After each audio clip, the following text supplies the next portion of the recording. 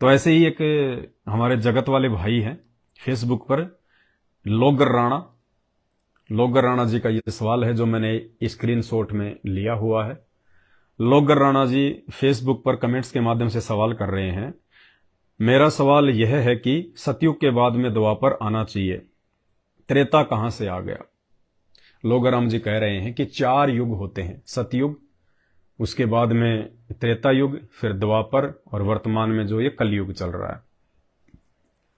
तो इनको शंका है कि सतयुग तो जो है प्रथम युग है, प्रथम युग के बाद में दूसरा द्वापर युग आना चाहिए, द्वापर के बाद में तीसरा युग त्रेता युग आना चाहिए, और उसके बाद में यह कलयुग आना चाहिए था। लेकिन यह तो उल्टा हो गया, सतयुग के बाद में द्वापर आ रहा है, सतयुग के बाद में तो आप जो है त्रेता आ रहा है, और त्रेता के बाद में द्वापर आ रहा है। तो ये उल्टा सिस्टम क्यों। लोगर राणा जी, सृष्टि में जो भी घटनाएं घटित होती हैं उन घटनाओं की सही सही जानकारी सृष्टि को रचने वाला परमात्मा खुद ही आके बताता है, दूसरा कोई नहीं बता सकता। आइडिया लगा सकता है, वो झूठ भी हो सकता है, वो सच भी हो सकता है। तो सतगुरु रामपाल जी भगवान ने, जो सृष्टि के जनक हैं, जो पूर्ण परमात्मा हैं, जगन्नाथ हैं, सृष्टि में आज से पहले अनंत युगों में जो भी घटनाएं घटित हो चुकी हैं, क्योंकि ये सतयुग, त्रेता, द्वापर, कलयुग, ऐसे ऐसे ना जाने कितने चतुर्युग, अरबों खरबों, गिनती नहीं है। अरबों खरबों तो बहुत थोड़े हैं। अगर हम अरबों खरबों से भी काउंटिंग करें, 1 अरब, 2 अरब, 3 अरब, तो भी 100 साल की उम्र बीत जाएगी हमारी। इतने युग बीत चुके हैं, इतनी बार यहां पे सृष्टियां जो है ये बन चुकी हैं इस काल की, फिर नष्ट हो जाती हैं, फिर बनती हैं, फिर नष्ट होती हैं। उन अनंत युगों की जो घटनाएं हैं वो सृष्टि रचने वाले कबीर देव, सतगुरु रामपाल जी भगवान की आंखों के सामने फिल्म की तरह चलती हैं। इसलिए सतगुरु जो बातें बताएंगे वो परम सत्य होंगी, उनमें झूठ का लेस मात्र भी नहीं होता। तो सतगुरु रामपाल जी भगवान ने आके इसका भेद बताया है कि सतयुग के बाद में द्वापर युग आना चाहिए था, लेकिन त्रेता क्यों आया। वैसे तो शास्त्रों में इन घटनाओं का जिक्र है, लेकिन लोग समझ नहीं पाते। तो सतगुरु रामपाल जी भगवान ने बताया कि एक समय देवताओं का राजा इंद्र, अहिल्या के साथ में उसकी शादी फिक्स हो गई थी, और अहिल्या के माता पिता उसका लगन करने के लिए, उसका टीका करने के लिए इंद्र की सभा में आए हुए थे। इंद्र उस समय किसी काम से बाहर गए हुए थे। उसी दौरान इंद्र के गुरु गौतम ऋषि जी इंद्र की सभा में आ गए। इंद्र ने उनको विशेष तौर पे आदर सम्मान के साथ में बुलाया था कि अगर गुरु की प्रेजेंस में, गुरु की उपस्थिति में अगर शादी होगी तो बड़ा ही जो है शुभ होता है। तो इंद्र बाहर गए हुए थे, इंद्र को टीका करने वाले बैठे हुए थे। इतने में उनके गुरुजी आ गए, गौतम ऋषि जी। और जो गुरु का आसन होता था पहले, वो शिष्य से ऊपर होता था, शिष्य चाहे राजा क्यों ना हो। तो इंद्र भी गौतम ऋषि के आसन के बराबर आके बैठ गए। अहिल्या के माता पिता ने सोचा कि भाई यही होंगे इंद्र। उन्होंने जाके जल्दबाजी में, क्योंकि मुहूर्त निकला जा रहा था, उन्होंने जाके और गौतम ऋषि जी को तिलक कर दिया। अब गौतम ऋषि जी भी कुछ नहीं बोले। गौतम ऋषि जी ने सोचा कि हो सकता भाई ये गुरु जी का सम्मान कर रहे होंगे। इतने में वहां पे इंद्र आ जाता है। लोगों ने कहा जी लो जी लड़का आ गया, इनका तिलक कर दो। तो उपस्थित लोगों ने कहा कि भाई तिलक तो हो चुका है। तो बोले लड़का तो अभी आया है। बोले जी हमें नहीं पता, मुहूर्त के अनुसार तिलक हो चुका है, अब दोबारा नहीं हो सकता। और मजबूरन अहिल्या की शादी इंद्र के गुरु गौतम ऋषि के साथ में करनी पड़ गई। गौतम जी अपनी पत्नी अहिल्या को लेके इंद्रलोक से वापस आ गए धरती पे, जहां भी अपने आश्रम में रहते थे, अपनी कुटिया में। अब देवताओं का राजा इंद्र, उसके मन में यह दोष पैदा हो गया। उसके मन में यह बात खटक गई कि अहिल्या तो मेरी पत्नी थी, और ये तो मेरे गुरुजी की ब्याही गई। तो उसके मन में एक बकवाद हमेशा चलती रही कि मैं अहिल्या के साथ में भोग विलास करूं, अहिल्या के साथ में भोग विलास करूं। देखो भाई और बहनों, कुछ देर पहले हमने परमात्मा से विनती की थी कि परमात्मा आपने हम नीचों को मानुष से देवता बना दिया और देवताओं से भी ऊपर बनाएंगे तब हम सतलोक जाएंगे। खाली देवता बन के हम मोक्ष प्राप्त नहीं कर सकते, देवताओं जैसे बन के मोक्ष प्राप्त नहीं कर सकते। 33 करोड़ देवी देवताओं का राजा है इंद्र, सुप्रीम देवता, और उसके मन में कितनी भयंकर गंध भरी पड़ी। उसके मन में विषय वासना भोग विलास के प्रति कितनी इच्छा, कितनी रुचि। अपने गुरु की पत्नी के ऊपर बदनीयत करके बैठा है। आम इंसान धरती पर भी अपने गुरु की पत्नी या अपने गुरु के बच्चों के विषय में ऐसा नहीं सोचेगा। और वो देवताओं का राजा, सोचिए उनका कितना घटिया आचरण होगा, कितने निम्न स्तर के इन देवलोक में निवास करने वाले देवताओं का ये चरित्र है। जिन देव देवताओं की हम पूजा करते हैं, जिनको हम मंदिरों में बैठाते हैं, जिनके आगे हम दीपक जलाते हैं, ये पूजा के योग्य नहीं है। गीता जी मना कर रही है, ब्रह्मा विष्णु महेश के लिए गीता जी मना कर रही है। गुरुदेव ने हमें गीता जी अध्याय नंबर 7 श्लोक नंबर 12 से 15 बताया। ये काल ब्रह्म गीता का ज्ञान देते समय कह रहा है कि जो तीनों गुणों की पूजा करते हैं, ब्रह्मा विष्णु महेश की, रजोगुण ब्रह्मा, शतोगुण विष्णु, तमोगुण शिव जी, कहते हैं वो मनुष्यों में नीच दूषित कर्म करने वाले, राक्षस स्वभाव को धारण किए हुए मनुष्यों में मूढ़ मेरी भी भक्ति नहीं करते। यानी ब्रह्मा विष्णु महेश तक की भक्ति करने वालों को 4 गालियां दी हैं काल ने, क्योंकि ब्रह्मा विष्णु महेश का आचरण भी हम सबके सामने है। ब्रह्मा जी ने खुद भरी सभा में सभी देवताओं के सामने काम वासना से, रजोगुण से प्रभावित होके अपनी ही बेटी को, सरस्वती को, बदनीयत से पीछे से बाहों में जकड़ लिया। सभा में उपस्थित शंकर भगवान ने उसी समय अपने त्रिशूल से ब्रह्मा जी का एक सिर काट दिया। पहले इनके 5 सिर बताए गुरुदेव भगवान ने, शंकर जी ने उसी कारण से उसका एक सिर काट दिया। उसके बाद में ये चतुरानन कहलाए, पहले ये पंचानन थे। तो ऐसे दुष्ट कर्म जब 21 ब्रह्मांड की सृष्टि को पैदा करने वाला ये ब्रह्मा कर सकता है, तो उसी ब्रह्मा से उत्पन्न ये देवी देवता, दानव, मानव, यक्ष, गंधर्व, किन्नर और ये आम प्राणी, इंसान, इनका क्या चरित्र होगा। विष्णु जी को आप देख लीजिए, श्री कृष्ण रूप में आए तो उन्होंने कितने कुकर्म किए। उन्होंने कुब्जा के साथ में श्री सुधा सागर में 12वें अध्याय में स्पष्ट लिखा हुआ है, पेज नंबर 540 पर, उन्होंने कुब्जा के साथ में क्या किया। पहले कुब्जा का रोग ठीक किया, उसके बाद में उनके साथ में व्यभिचार किया। परमात्मा ने बताया एक होता है बलात्कार, एक होता है व्यभिचार। बहुत सारे भाई बहन ये सवाल खड़े करते हैं कि तुम्हारे गुरुदेव संत रामपाल जी तो बलात्कारी हैं, बलात्कार के मुकदमे में जेल में हैं। भाई और बहनों, आंखें खोलो, परमात्मा के आसपास भी विषय विकार नहीं होते। परमात्मा तीनों गुणों से दूर होता है। तुम्हें बलात्कार की परिभाषा का ही नहीं पता, तुम्हें तो व्यभिचार का ही नहीं पता। श्री कृष्ण जी ने पहले तो जब वो अपने भाई बलराम के साथ में जा रहा था, रास्ते में उसको कुब्जा मिली, और कुब्जा जो है वो कंस की विशेष दासी थी। उसके ऊपर वो मालिश किया करती थी, उसकी सुंदर थी, लेकिन उसकी जो कमर थी उसमें कुबड़ था, वो झुक के चला करती थी। तो श्री कृष्ण जी ने, क्योंकि 3 लोक के स्वामी हैं, इतनी शक्ति तो है इनके अंदर, और उस कुब्जा का ये प्रारब्ध था कि उसको श्री कृष्ण जी के माध्यम से ही ठीक होना था। तो श्री कृष्ण जी ने उसकी कमर पे थप्पी मार के, आशीर्वाद मार के उसी समय उसको ठीक कर दिया, वो सीधी खड़ी हो गई। और सुधा सागर में भाई और बहनों, उसके बाद में जब वो सीधी खड़ी हो गई कुब्जा, सुधा सागर जैसे इस ग्रंथ में लिखने वाले को भी शर्म नहीं आई। उसके नितंब ऐसे थे, उसका आगे से ऐसा था, इतनी हष्ट पुष्ट हो गई, इतनी सुंदर हो गई, इतना घटिया जो है उसका वर्णन कर रखा है।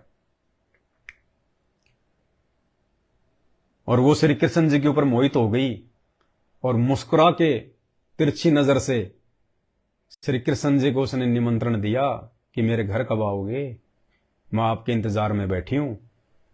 उस समय तो श्री कृष्ण जी की मजबूरी थी, वरना वो तो उसी समय उनके पीछे पीछे हो लेते, लेकिन उस समय उनका भाई बलराम उनके साथ में था, इसलिए शर्मा शर्मी के कारण अपने भाई बलराम को कहीं छोड़ के उसके बाद में श्री कृष्ण अकेला कुब्जा के घर पे गया व्यभिचार करने, भोग विलास करने, और उन्होंने कुब्जा के साथ में रंगरेलियां मनाई, कुकर्म किया उन्होंने। ये पूजा के योग्य हैं, इनकी पूजा करनी चाहिए, इनको हम दरबार में लगा के रखते हैं, इनके आगे हम दीपक जलाते हैं। अरे जिसकी हम पूजा करते हैं उसके गुण, उसका स्वभाव हमारे अंदर आना चाहिए, और यही कारण है पूरी दुनिया व्यभिचारी बनी हुई है, किसी को सद्बुद्धि नहीं है। जिनको पूजोगे वैसा ही तो बनोगे। तो श्री कृष्ण जी ने व्यभिचार किया। व्यभिचार की परिभाषा संत रामपाल जी भगवान ने बताई। एक होता है बलात्कार। बलात्कार उसे कहते हैं जो बाई फोर्स किया जाता है, जबरन किया जाता है, किसी बहन बेटी की इच्छा के विरुद्ध किया जाता है, उसको कहते हैं बलात्कार। एक होता है व्यभिचार, जो किसी औरत की सहमति से किया जाता है, किसी औरत की रजामंदी से किया जाता है, उसको कहते हैं व्यभिचार। यदि आपकी शादी हो चुकी है और उसके बावजूद भी यदि कोई औरत आपके साथ में शारीरिक संबंध बनाती है और अपने नालायकी के चलते, अपने अज्ञान के चलते, यदि अपनी पत्नी के रहते सहते आप उसके साथ में भोग विलास करते हैं, शारीरिक संबंध बनाते हैं, तो उसको कहते हैं व्यभिचार। वो बलात्कार नहीं होता, वो व्यभिचार होता है, जो बलात्कार से भी भयंकर है। दूसरा, यदि आपकी शादी नहीं हुई है और शादी से पूर्व यदि आप किसी लड़की के साथ में, किसी औरत के साथ में शारीरिक संबंध बनाते हैं, वो भी व्यभिचार में आता है। तो श्री कृष्ण जी व्यभिचारी की श्रेणी में। संत रामपाल जी को बलात्कारी कहने वालों, पहले अपना इतिहास उठा के देख लो। जबकि परम पूज्य सतगुरु रामपाल जी भगवान के ऊपर तो बलात्कार का किसी प्रकार का कोई मुकदमा ही नहीं है, कोई एफआईआर नहीं है, कोई धारा नहीं है बलात्कार जैसी। ये तो सबका बाप है, सबका पिता है, सब सृष्टि के सब मानवधारी प्राणी इनके बच्चे हैं, इनके बेटे बेटियां हैं। ये सबका सच्चा पिता है, ये तो सोच भी नहीं सकता। और जो इनके बारे में ऐसी अनर्गल बातें करता है, मैं तो प्रार्थना करूंगा उन भाई बहनों से कि भाई बहुत भयंकर बीतेगी तुम लोगों के साथ में। तुम जो निंदा कर रहे हो ना, ये इस प्रकार की बिना सोचे समझे, देखा देखी में, क्रोध में आग बबूला होके, आवेश में आके, ये आपको बहुत महंगा पड़ेगा। हमारे गुरुदेव भगवान कहते हैं, तिनका कभू ना नींदिए जो पांव तले होए, कब ऊंट आंख में गिरे पीड़ा गृहिणी होए। तिनके की भी निंदा नहीं करनी चाहिए, घास के तिनके की भी। ना जाने कब हवा चले और वो आंखों में गिर जाए और वो भी पीड़ा दे देता है। तुम तो परम संत की निंदा कर रहे हो, परम संत की, जबकि तुम्हें तो हम सच्चाई बता रहे हैं, उसके बावजूद भी तुम ऊपर बढ़कर जबरदस्ती निंदा कर रहे हो। ये काल तुम्हारे कर्म फुड़वा रहा है और बहुत भयंकर बीतेगी तुम्हारे साथ में। परम संत की निंदा करने के कारण क्या क्या दुख उठाने पड़ सकते हैं, तुम्हें आइडिया भी नहीं है। श्री शंकर जी को देख लीजिएगा, मोहिनी के रूप को देखकर, मोहिनी के सुंदर रूप को देखकर अपनी पत्नी सती के आगे सुध बुध खो बैठे वो कि मेरी पत्नी भी बैठी हुई है, वो भी देख रही है, और मोहिनी के रूप के ऊपर इतने आकर्षित हो गए बदनीयत से, भोग विलास की दृष्टि से। श्री सुधा सागर 48वां अध्याय पेज नंबर 840 पढ़ लेना। उन्होंने पीछे से बांध भर ली और वो इतने विषय वासना में, इतने विषय वासना में ग्रस्त हो गए। सुधा सागर में लिखा हुआ है, शंकर जी का वीर्यपात हो गया, वीर्यपात। भाई और बहनों, किनकी पूजा कर रहे हैं हम? किनकी पूजा करनी चाहिए? तो देवताओं के राजा इंद्र के अंदर ये कुबद समाई रही कि एक बार अहिल्या के साथ भोग विलास करूं तो मेरे मन की इच्छा पूरी हो। अब ऐसे दुष्ट व्यक्ति बताओ, ऐसे नीच व्यक्ति जिनको हम देवताओं का राजा कहते हैं, अपने गुरु की पत्नी के ऊपर जो बदनीयत करके बैठा है, वो तो नरक का राजा भी कहलाने के लायक नहीं होता, नरक का राजा भी, जबकि उसको हम देवताओं का राजा मान के पूजते हैं। अज्ञान के कारण, शास्त्रों की जानकारी ना होने के चलते, तो उसने क्या किया, एक समय उसने मौका देखा, पहले उसने रेकी करवाई, अपने गुप्तचरों के माध्यम से गौतम ऋषि की उसने रेकी करवाई कि इसकी क्या दिनचर्या है। तो ऊपर जाके देवताओं ने बता दिया कि साहब सुबह 3 या 4 बजे के आसपास वो नदी पे स्नान करने जाता है, 1 घंटा लगता है, उसके बाद घर वापस आता है। तो देवताओं के राजा इंद्र ने एक दूसरे देवता को, चंद्र देवता को, शुक्ल नाम के देवता को अपने साथ में लिया। ये चांद देवता नहीं है, चांद तो एक मिट्टी का टुकड़ा, एक पत्थर का टुकड़ा है। चांद के ऊपर जिसका कंट्रोल है वो है चंद्र देवता, वो शुक्ल नाम का देवता है। जैसे यहां पे कोई बिजली विभाग का मंत्री है, तो मंत्री कोई बिजली थोड़ी है कि मंत्री का बटन दबाओगे बिजली चल जाएगी। उस बिजली विभाग के ऊपर वो मंत्री बना हुआ है। तो इसी प्रकार ये चांद देवता नहीं है, सूरज देवता नहीं है। चांद और सूरज के ऊपर कंट्रोल करने की जिन देवी देवताओं की ड्यूटी है वो हैं वो देव। तो शुक्ल नाम के देवता को साथ में लेके और इंद्र अपने इंद्रलोक से धरती पर अपने गुरु गौतम ऋषि की पत्नी अहिल्या के साथ दुष्कर्म करने की नीयत से आ गया। और एक प्लानिंग के तहत शुक्ल देवता को इंद्र ने मुर्गा बना दिया, क्योंकि पहले मुर्गे की आवाज से ही लोग जो है समय का आकलन किया करते थे। तो गौतम ऋषि प्रतिदिन 4 बजे उठ के नदी पे स्नान करने जाता था। इंद्र के आदेश पर शुक्ल नाम के देवता ने मुर्गा बनकर 3 बजे ही बांग मार दी। अब गौतम ऋषि ने देखा भाई समय हो गया, वो उठ के अपना कपड़े लत्ते लेके नदी पे अपनी स्नान साधना के लिए निकल गया। और पीछे से गौतम ऋषि का रूप बना के इंद्र ने अहिल्या के साथ में भोग विलास किया। अहिल्या बेचारी समझ नहीं पाई, उसकी क्या गलती बेचारी की, वो समझ नहीं पाई। उसने सोचा भाई मेरे पति देव हैं और पति को समर्पण करना तो पत्नी का जो कर्म है वो है ही। तो उसने इंद्र को गौतम ऋषि के रूप में अपना पति समझकर उसने उसको समर्पण कर दिया। अब उधर से क्या हुआ, अब ये काल ऐसे ही खेल खेलता है। उधर से गौतम ऋषि को काल ने ये प्रेरणा कर दी कि भाई आज तो समय से पहले आ गया मैं, लगता है जरूर कोई गड़बड़ है। गौतम ऋषि वहां से तुरंत जल्दी जल्दी अपनी झोपड़ी की तरफ आए और आए तो उन्होंने अहिल्या को और इंद्र को नग्न अवस्था में देखा। अब भाई और बहनों, इस तत्व ज्ञान के अभाव में, पूर्ण संत की भक्ति के अभाव में, चाहे आप किसी की भी भक्ति करते हो, कितने बड़े तपस्वी हो, कितने बड़े आप साधु हो, कितने बड़े महात्मा हो, आप अपने 5 विकारों पर कंट्रोल नहीं कर सकते। गुरुदेव भगवान ने बताया इन विकारों पर कंट्रोल केवल पूर्ण परमात्मा कबीर साहब की भक्ति से होता है, सतगुरु की शरण में आने से होता है, 5 यज्ञ करने से होता है। अब वो गौतम ऋषि जो अपने आप को बहुत बड़ा तपस्वी समझता था, ज्ञानी समझता था, तुरंत उस अवस्था में देख के वो क्रोधित हो गया, क्रोधित, और इंद्र को उसने श्राप दे दिया। जैसा भी उसने बोला, लिखा हुआ है शास्त्र में। गौतम ऋषि ने इंद्र से कहा कि तुझे विषय वासना का बड़ा जबरदस्त रोग लगा हुआ है ना, मैं तुझे श्राप देता हूं, आज के बाद में तेरे इस शरीर पर 1000 स्त्री योनियां हो जाएंगी, स्त्री योनियां। इतना कहते ही इंद्र के शरीर पर 1000 स्त्री योनियां बन गई, फोड़े हो गए फोड़े, और उनसे मवाद निकलने लगा। अब वो तो भाग गया वहां से जान बचा के।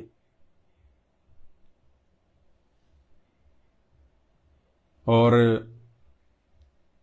अहिल्या को गौतम ऋषि ने क्रोधित होकर श्राप दे दिया कि तू पत्थर की बनेगी, पत्थर की। उसके बाद में अहिल्या ने उनसे प्रार्थना की कि पतिदेव मेरी बात तो सुन लो, आपने श्राप तो दे दिया मुझे, लेकिन कम से कम मेरी बात तो सुन लो। मेरी क्या गलती थी? मेरी क्या गलती है? मैं कोई तपस्विनी नहीं, मेरे पास में कोई दिव्य दृष्टि नहीं। ये दुष्ट इंद्र आपका रूप बना के मेरे पास में आया था, मैंने तो आपको समझ के समर्पण कर दिया, इसमें मेरी क्या गलती? तो बाद में फिर उसको बुद्धि ठिकाने आई कि हाँ भाई बात तो सही है, अहिल्या की बेचारी की क्या गलती थी, वो दुष्ट मेरा रूप बना के आया था। तो उसने कहा कि भाई अहिल्या, अब जो वचन मेरे मुंह से निकल गया वो निकल गया, इसको तो कोई टाल नहीं सकता, पत्थर की तो बनेगी।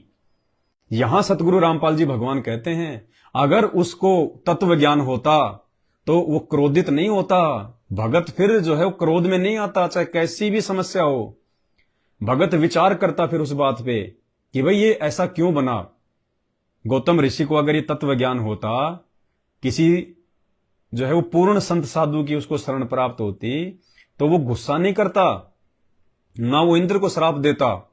इंद्र ने तो जैसा कर्म किया उसका कर्म विधि के विधान अनुसार उसको वैसे भी भोगना था। गौतम ऋषि ने जल्दबाजी में उसको श्राप देके अपनी भक्ति का नाश कर लिया।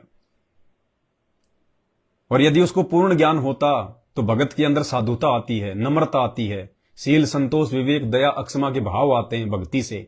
लेकिन इस काल की भक्ति से नहीं आते, सतगुरु की भक्ति से आते हैं। तो गुरुदेव ने बताया कि अगर गौतम ऋषि को अगर तत्व ज्ञान प्राप्त होता तो वो गुस्सा नहीं करता और अपनी पत्नी से पूछता कि भाई आप ऐसी तो नहीं थी, आज से पहले तो आपकी ऐसी कोई शिकायत नहीं आई, मेरे अंदर ऐसी क्या कमी थी, मैंने आपको ऐसा कौन सा सुख नहीं दिया जो आपको किसी गैर पुरुष की आवश्यकता पड़ गई। प्यार से उसको समझाता, लेकिन आते तुरंत उसने श्राप दे दिया कि पत्थर की बनेगी। अपनी भक्ति बर्बाद कर ली और बाद में फिर उसको बुद्धि आ गई कि हाँ मैंने तो गलत कर दिया, अहिल्या को ऐसा श्राप नहीं देना चाहिए था, इसको तो बेचारे की कोई गलती नहीं थी। फिर अहिल्या ने प्रार्थना की कि भगवान कुछ तो दया करो, मेरा कब उद्धार होगा, मैं कब पत्थर से स्त्री बनूंगी।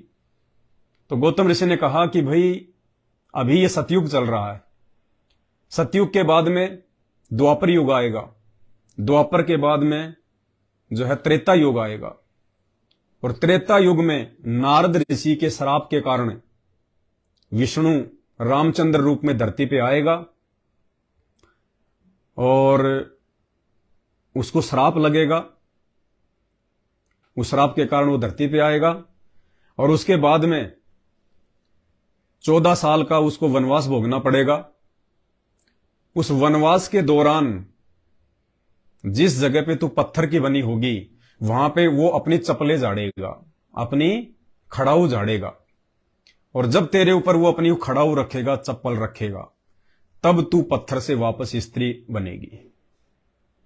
यानी बहुत सारे भाई बहन क्या कह देते हैं कि रामचंद्र जी में पावर था, रामचंद्र जी में शक्ति थी, जो रामचंद्र जी ने उस पत्थर के ऊपर खड़ाऊ रखी तो वो स्त्री बन गई। अरे नहीं, वो तो गौतम ऋषि का आशीर्वाद था उसको कि रामचंद्र तेरे ऊपर चप्पल झाड़ेगा, तब मेरे आशीर्वाद से, मेरी भक्ति से तू वापस स्त्री बनेगी। रामचंद्र जी की शक्ति से स्त्री नहीं बनी थी, गौतम ऋषि के आशीर्वाद के कारण और उस श्राप के कारण रामचंद्र जी को तो वैसी जो है वो क्रिया करनी पड़ी। उस क्रिया का लाभ गौतम ऋषि की भक्ति से जो है उसको मिला था। तो अहिल्या ने कहा कि पतिदेव थोड़ी सी और दया करो, देखो अभी सतयुग चल रहा है, लाखों साल तो सतयुग समाप्त होने में बीत जाएंगे, सतयुग के बाद में फिर द्वापर युग आएगा, कई लाख वर्ष द्वापर को बीतने में लग जाएंगे, उसके बाद में फिर त्रेता युग आएगा और त्रेता युग में फिर रामचंद्र जी आएंगे लास्ट में, ये तो बहुत लंबा समय हो गया, पतिदेव थोड़ी सी दया करो।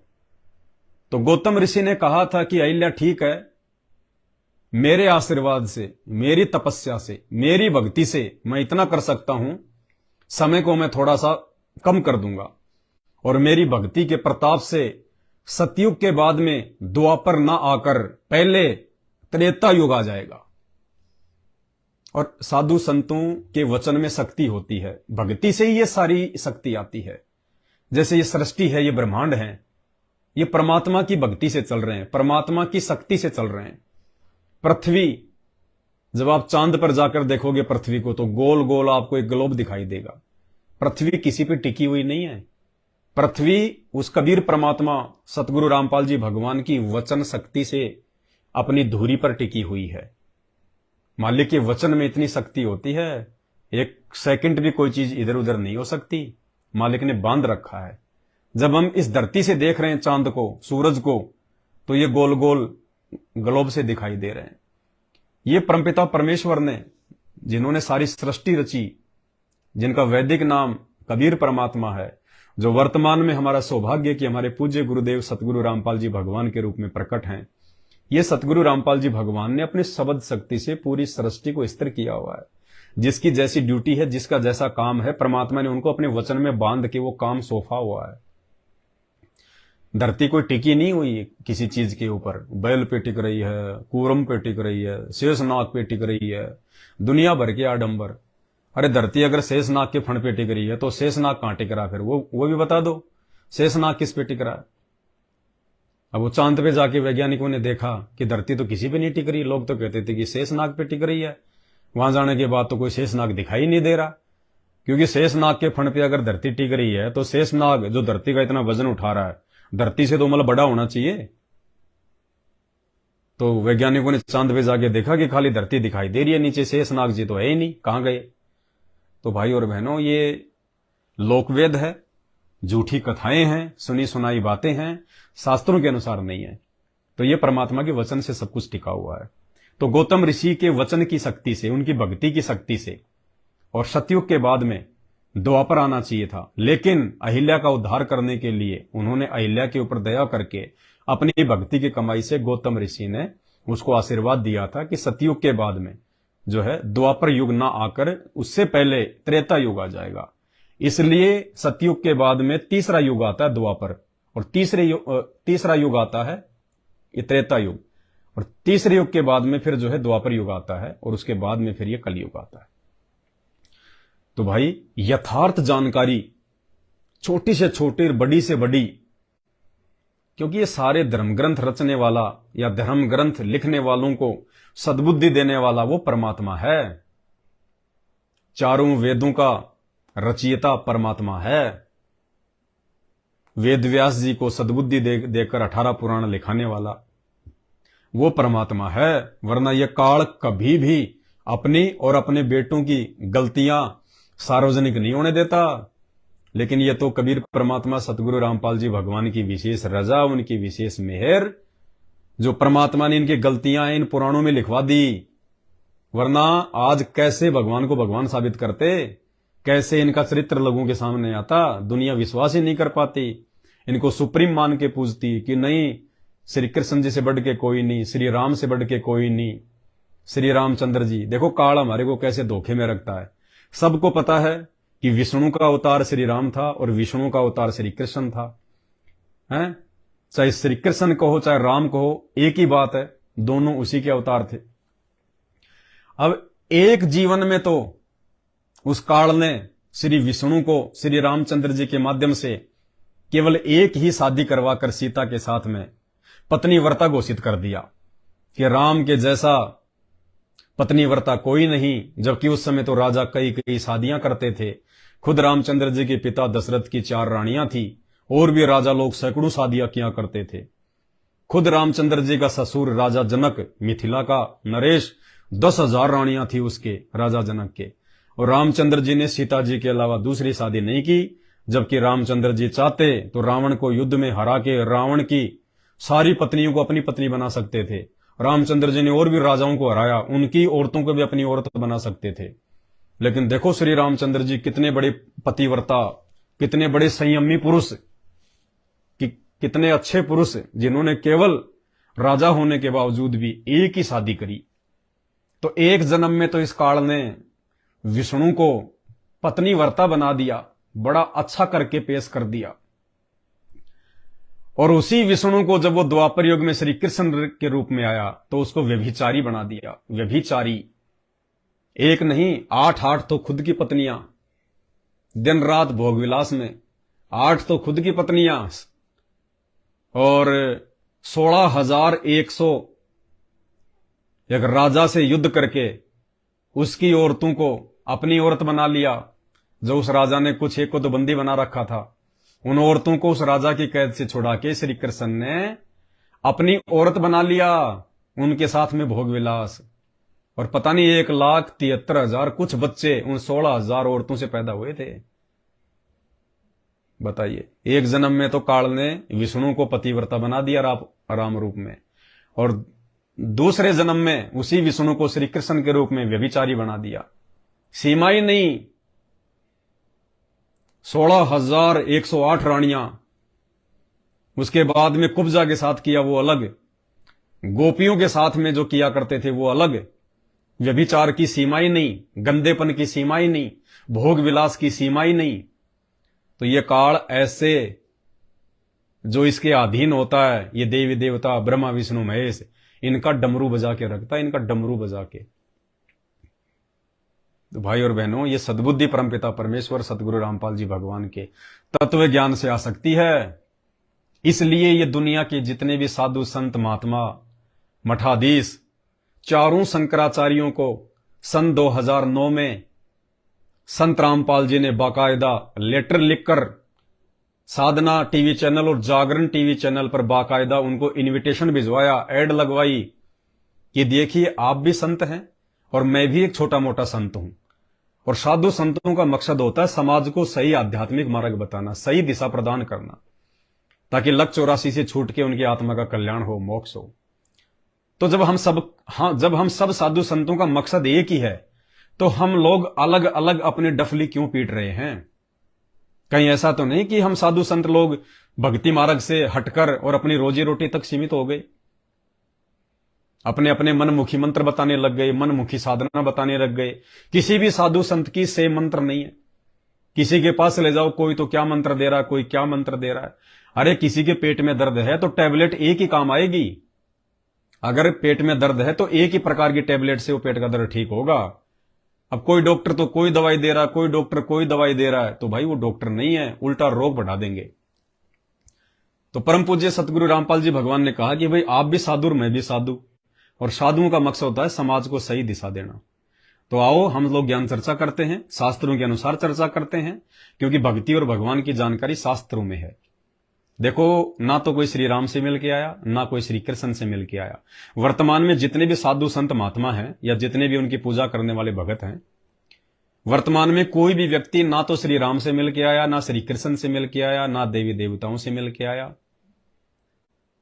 उनको यदि जानकारी हुई है उन देवी देवताओं के विषय में, उनकी पूजा पाठ के विषय में, तो शास्त्रों से ही हुई है। तो भक्ति का जो मार्ग है, यथार्थ जो मार्ग है, वो शास्त्रों में है।